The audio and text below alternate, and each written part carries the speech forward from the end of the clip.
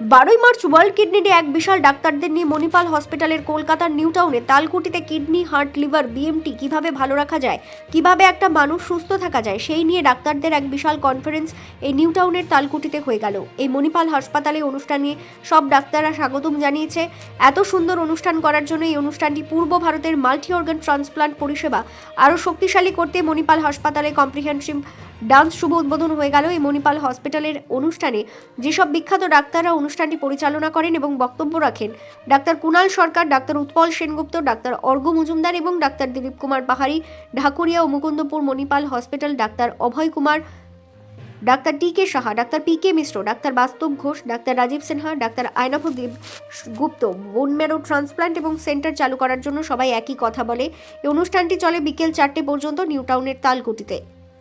সাধারণ একটা সুস্থতার কথা মাথায় রেখে দুটো কথা মাথায় রাখা উচিত, যে দুটো সমস্যা যেটা আজকের দিনে আমাদের প্রায় গা সওয়া হয়ে গেছে, গা সওয়া হওয়াটা উচিত নয়। একটা হচ্ছে ব্লাড হাইপারটেনশন আর একটা ডায়াবেটিস, দুটোরই ব্যবহার একই রকম।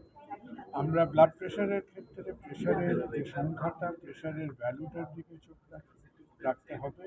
আমরা চাই উপরের প্রেশারটা 140, তলারটা 85-র কাছাকাছি থাকুক। সুগারের ক্ষেত্রে আমরা চাই যে ফাস্টিং সুগার 110-120-র মধ্যে থাকুক। এবং যখন আমাদের ব্লাড প্রেশার কন্ট্রোলিং ব্যবস্থাটা গণ্ডগোল করে বা সুগার কন্ট্রোলিং ব্যবস্থাটা গণ্ডগোল করে, তখন ভয় হলো কারণ এটা শুধু সংখ্যার হেরফের নয়, এর থেকে আমাদের হার্ট, চোখ, কিডনি, ব্রেন, বিভিন্ন শরীরের প্রত্যেকটা অর্গান সিস্টেমের মধ্যে এই ঝামেলাগুলো ছড়িয়ে পড়ছে। তো সেই কারণে আমরা যে প্রত্যেকের কাছে বলি যে ধরুন, বিশেষ করে যখন আমরা খানিকটা কৈশোর পেরিয়ে অ্যাডাল্ট লাইফে গেলাম, আজকে বাইরে টাইম ছেলেমেয়েদের 30 বছর বয়স হচ্ছে, তারা অনেকে স্বাধীন, স্বাবলম্বী, প্রফেশনাল কাজকর্ম করছেন। এইরকম একটা টাইম পিরিয়ড থেকে তাদের একটা basic health check up programme, বছরে একবার করে রক্ত পরীক্ষা, বছরে একটা করে ইসিজি করা, রক্ত পরীক্ষার মধ্যে আমরা কিডনির চেক আপটা বেশ সহজে হয়ে যায়। Creatinine is a very sensitive index. আর ব্লাড প্রেশার মাপা খুবই সহজ, আপনি নিজেই করতে পারেন বাড়িতে এখন। তো এই জিনিসগুলো সম্বন্ধে আমরা যেন একটু চোখ রাখি, কারণ একটা বিরাট ছুটোছুটি না করে এই ব্যাপারগুলো কন্ট্রোলে আনা বা কোনো সমস্যা হলে একদম প্রারম্ভিকভাবে আমরা তাড়াতাড়ি একটা পদক্ষেপ নেওয়াটা আজকের দিনে খুব একটা কষ্টসাধ্য।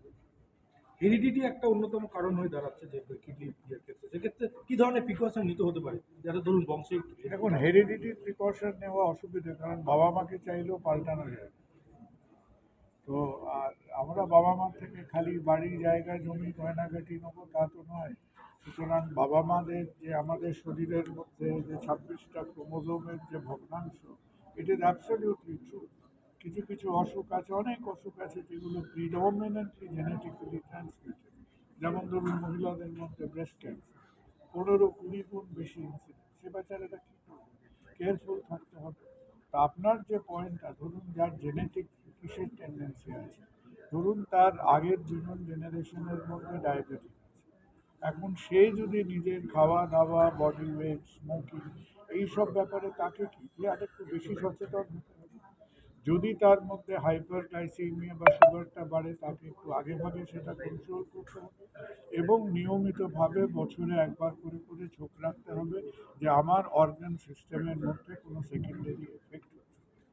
সুতরাং হেরিডিটি সম্বন্ধে আমাদের যে তৎপরতা, সেই তৎপরতাটা হলো আমার ফ্যামিলিতে ডায়াবেটিস আছে, ওর ফ্যামিলিতে হার্টের সমস্যা আছে, কারো ফ্যামিলিতে সেরিব্রোভাস্কুলার বা সেরিব্রাল স্ট্রোক হয়েছে, রিনাল ড্যামেজ হয়েছে হাইপার টেনশন থেকে। অর্থাৎ যেহেতু আমি জানি যে এই ঝামেলাগুলো আমার আশেপাশে ঘটেছে, আমাকে আরেকটু বেশি চোখ কান খুলে চলতে হবে। একটা মেসেজ দিয়ে দিন খালি আজকে কিডনি ওয়ার্ল্ড। দেখুন, মেসেজ হলো যে আমাদের সবাইয়ের জীবনে, আমাদের নিত্য নৈমিত্তিক জীবনের নর্মালভাবে আছেন, থাকবেন।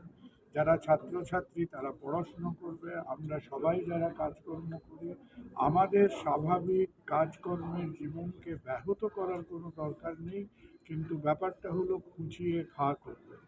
আজকে সমাজে অনেক সমস্যা আছে, তার মধ্যে স্মোকিংয়ের থেকে দূরে থাকুন, ওয়েটটা কন্ট্রোল করুন, প্রেশারটা 3-4 মাস বাদে বাদে একবার দেখুন।